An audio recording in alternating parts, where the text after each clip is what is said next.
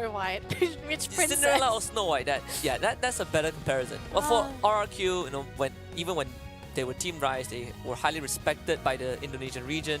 Now they're carrying the hopes of the entire region on their back, right? Because we had a team, EVO's Leviathan. They played last month.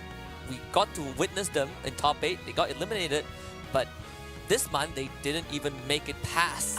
Yeah. So it was really unfortunate. It was really, really unfortunate. So RRQ once more having a lot of that weight on their shoulders. You get the Slowbro and Clefable picked up as Cakekalok did steal Lapras away. Yeah, Iluna's a really big fan of the Slowbro. I mean, it's to be expected. It's one of his most played Pokemon. And he's super tanky as well because he's running the Assault Vest. He's got the Sustain, the Natural and Sustain. But you can already see from Cakekalok, they are ready to deal with that Sustain. They've got the Delphox there with the anti-heal. And look, Husky, I'm going to pull out the question mark here. You know, this Mr. Mime, where does this Pokemon fit in this lineup? Like, what are you sort of trying to do if you're picking up a Mr. Mime? I have the same questions as you are. I am a big advocate of this Pokemon, but you know, as time passes by, I find it harder and harder to slot Mr. Mime into a lot of team comps. Yeah. Are we looking at a guard split Mr. Mime? That has to be it, right? But who are you sticking to? Lapras? Maybe he's going to be that fountain of youth for Levi. I mean, if they go for the Elder Goss, then Elders could stick to the Urshifu, right? That could be another option. I think it must be him sticking to... I don't know, though, because I think Urshifu is a bit too mobile unless they're running Dark Urshifu, but... That is true. Because normally, if you're running the Water Urshifu, you're running full heal, but he's got X speed on this build, and they're not running a Clefable that's got Safeguard. So Levi's going to take it. It's water. Okay, it's guaranteed Water Bear. He's got the full heal. So, I think it's gotta be the Mime attaching to Lapras, and then PSL9 is going to be basically connecting or assisting Levi. I think that's the most probable composition here for Cakekalok. So it's just a Lapras that does not go down, right? Yeah, it just doesn't. You can't KO the Lapras. It's maybe like on a similar level to having a Comfey Lapras, right? Like the immortal god Lapras. Is Lapras considered legendary? Not no. Really, right? Not in the Pokemon universe, right? No, definitely not. But in Unite, if you can't knock him out, I mean that's legendary in my book. We saw the Bongo Slowbro. We saw the Necro Trevenant. These have all ascended to the legendary level. Immortal. Immortalized almost. But that is a good thing because we are still getting surprised by very unique Pokemon choices. I think the teams are just a lot more innovative. But it's time to put it into practical use. In Game 1, Cakekalok against RRQ. Cakekalok just need 2 games. RRQ, they need 4. And even potentially 6 games in a row. Yeah. Alright, I have a question. Do you think it makes sense in this game to actually run the Wall Mime? The Wall Mime? So thing is, I played countless of Mr. Mime games. Yeah. I have never ran Guard Split Mr. Mime. Yeah. I've always favored Wall Mine because you get to alter terrains, and I think as Pokemon Unite evolves as a game, we're gonna have a little pause just for me to talk about this. But as the game evolves, when you add more and more Pokemons, and more Pokemons nowadays have mobility, right? You look at Delphox as a good example, Glaceon, you look at Urshifu. The Wall Mine becomes an even better option because you're blocking them, you're preventing them from getting to your team, you're preventing escape. Getting them to the back lines, yeah. Yeah, and at the same time, other than splitting them from their team, when you are trying to guard Rayquaza from a potential steal, you get to zone people out. That is how I see Mr. Mime, but so far competitively, I have not seen a Wall Mime. I do feel like it could be a good option in this game because you also have a dojo that you need to deal with. Yeah, I think the only time I've seen Wall Mime is in Europe. I think it's Bruv. I think he's the only Mr. Mime I've personally seen actually running the Wall Mime, but it was because in that particular game, Wall Mime was really good, right? You're blocking exit paths, blocking Pokemon, preventing them from just backing away. So it just... In this game, we'll have to see what the choice is going to be because it seems like classic Mime, just go for the heal or the damage reduction, just go for the stun. I mean, do you think it's Psychic? I hope not. You hope not? Oh, wow, okay. This Psychic, I mean, do you feel like you need to have the pushback? Does your team need the zoning, do you think? I think if you're running wall mime, you have to have it, right? It feels like a natural combination because the other ability just doesn't work with the wall, doesn't work well with the wall. So Psychic is the only option you have if you go wall mime. You get a push, you get more hindrance if you knock them into a wall, but generally just having a push allows you to defend goal zones a bit more, and if you push your opponents into a wall, the extra damage they does help, early on especially. Yeah. Now we are just going to give you all a quick update on what is going on. Again, we are very sorry for the technical issue. I do believe we are going to go for a lobby remake, or we are having a bit of a pause because some of the players are experiencing connectivity issues. So we are going to have that sorted, but thank you all for your patience as we do get this sorted. We will give you an update as to when we are going to jump back into the game. But again, thank you for your patience. We hope you guys are going to be enjoying these next couple of matches because, again, we're looking at the 2 best teams for APAC-WEST right now. I was talking to Flava early on and I was like... So go on. I like that reaction. But I was telling him that we have the best of the West. Oh my gosh. But it's not the top 3 best of the West because the top 3 have qualified. So we're looking at the theoretically 4th to 6th place. Best of the West in May. Best of the West in May, yes. Yes. It's a better way to put it. Makes sense. We just received news that the players are ready. We have fixed all the connectivity issues, so that means we get to see some real mime actions. Yes, and we're going to figure out what's happening with this Mr. Mime. What's the plan behind this? Who is he going to be attaching to? Assuming it's going to be the power swap, right? So let's find out. So far, laning-wise, we're not going to be seeing anything too crazy here, Husky. Both teams will be given their central areas free. We don't have any invades. But the only thing we are seeing is Mark God causing some issues here with that Lapras. Because they can't stop him from scoring. It's a Lapras thing, right? Zoe? It feels really good when you have an Urshifu just shows up like that. Levi just gets an easy KO. Dodrio will try to help. In this situation, there's nothing much that EO could do, and even Necro finds himself a bit threatened, but they do get the Wood Hammer, hitting like the level 5 on time for this Trevenant. But most of the Swabu family already gone, and Levi's he's just going absolutely ham right now. EO getting basically chased all the way down. This is the Urshifu that I like, baby. Another round of scores, and that is already a big chunk of that goal zone damage. And you can already see the power of an Urshifu that gets on top of the Dodrio. We saw in the last game in the previous series, Eeyore was able to dance around the opponent's Water Bear, but this time, Levi, he knows his limitations as that Urshifu. He knows his entry points, and I think this is going to be a much tougher game for Eeyore. He's not going to be able to snowball as hard as he did in that previous set. And look at this though, PL9 coming in for the backstab on the Eldegoss of all Pokemon.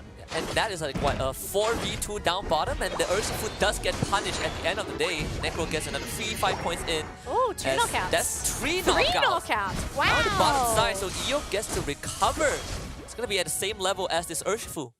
Yeah, same level as that Urshifu, and this also means that the experience in that middle lane actually going in favor of RRQ, so there is now going to be a bit of a level advantage on the orange side. But Cakekalok, it's not over yet. They just have to make sure that they pull off some of the right rotations here.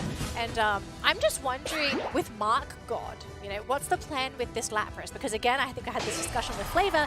We didn't see anyone actually use the Unite from Lapras to actually ferry people through fights, to save anybody. It's been rather just used as a damage move. I believe we saw it once in the previous series, but that's pretty much it, right? There it is, that's the Psychic, that's the Wall Mime. And again, there's so much value when you have Pokemons that want to keep the enemies in place. The Wall Mime does that extremely well, but then when you're looking at Dodrio, you're looking at something like Trevenant, Slowbro. I think the Wall Mime does just as good. Though you can't really stop the Trevenant if he uses Horn Leech, that's kind of the exception, but overall, Cakekalok have a good way to prevent RRQ from going into them. XQ coming in with the zone, but the wall actually connecting on the 3! Oh my baby! God! Cakekalok demolishes RRQ! I have waited months for this very moment to witness the mime tech that I've been talking about so much since the release of Pokemon Unite, to have it in front of my eyes. That is why You gotta be careful of the wall mine. And I kind of feel like RRQ, the only reason they really got caught into it is because very likely nobody's practiced against it. No one's really been playing against wall mime. So you're not going to fully be comfortable knowing the range on the wall. It does because catch it's you so off far guard. away. Yeah. So just to be able to catch 3-4 Pokemon, I can't believe it.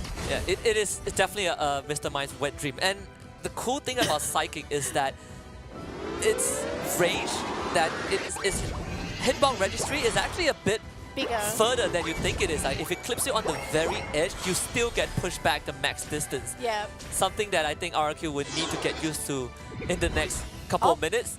Bit of a miss there from Nautiza, but that's okay because he already redeemed himself with that first wall combo. Yeah, and when he upgrades Psychic, that's just extra damage. Mr. Mime can turn into a very painful glass cannon if he wants to. Does get taken up by Eeyore, and now he's going to try and charge the rest of Cakekalok.